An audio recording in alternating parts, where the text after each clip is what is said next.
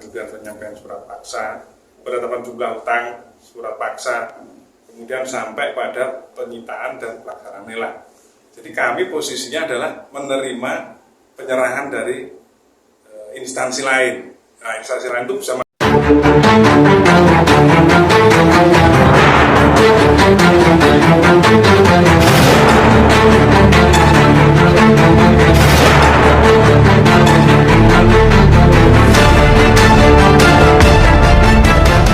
kami ya, KPKNL itu tugasnya melakukan pengurusan piutang negara.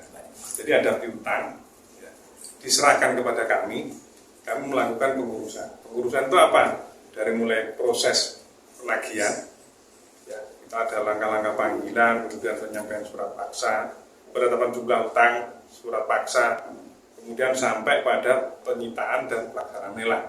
Jadi kami posisinya adalah menerima penyerahan dari instansi lain. Nah, instansi lain itu bisa macam-macam. Bisa juga kebetulan ini kan sama-sama Kementerian Keuangan, karena BPPN kepada dibubarkan, kemudian ada tim pemberesan dan ditangani oleh Kementerian Keuangan, sekarang Satgas DNB, maka pengurusnya penyerahan piutangnya kepada KPKNL. Begitu juga yang lain. Misalnya ada kementerian lain yang macet, nagihnya juga melalui KPKNL. Nah, dalam konteks ini ya, kasus ini kami menerima penyerahan pengurusan atas nama bank sentris ya, memang kan, bank sentris.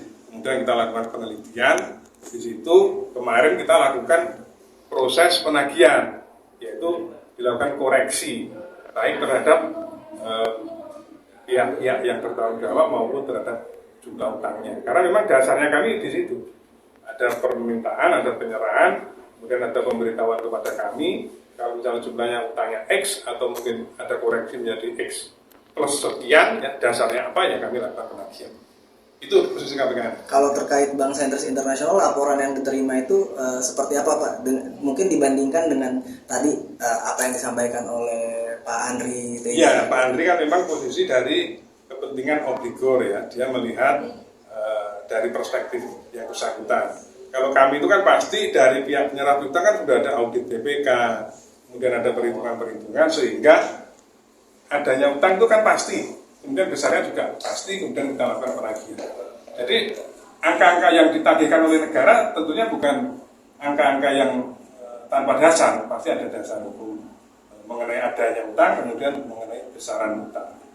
Menurut Bapak gimana Pak dengan utang yang menurut Bapak memang itu ada? Ya kalau utang ya, jadi ketika kami urus di sini ya pasti sudah ada utangnya. Ada utangnya, baru kemudian kita tagih. Kalau nggak ada utangnya, nggak bisa kami tagih.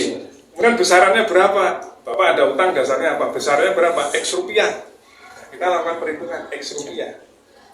Tapi tadi berdasarkan bukti-bukti yang kami juga konfirmasi ke Pak Andri, jadi ada semacam akta-akta yang menyebutkan bahwa sebetulnya Bank Sentris Internasional sendiri sudah menggadaikan sahamnya ke BI, seperti itu Pak. Nah terus lalu sudah menjaminkan promes, dan ternyata dibuktikan bahwa adanya dugaan melalui audit BPK rekening rekayasa seperti itu Pak, sehingga dana BLBI yang seharusnya mengalir harusnya ke rekeningnya Bank Sentris ternyata ke rekening yang lain, bank di dalam Bank BI. Dan tadi Pak Andri juga tidak menyalahkan Kemenq, justru mendorong Pak Kemenq mungkin lebih meriset. Bagaimana tanggapan Bapak? Yaitu versi dari Pak Andri ya.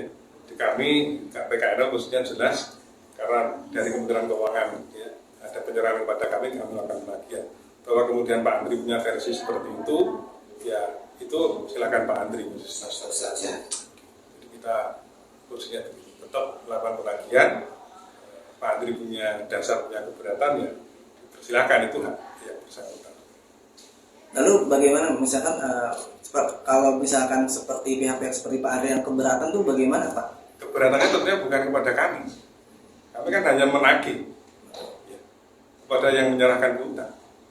Dalam hal ini mungkin Kemenq atau Satgas BPI atau karena memang tugas KPKNL Indonesia kan gitu kan. KPKNL hanya menagih ya, berdasarkan data ya. Sepertinya posisinya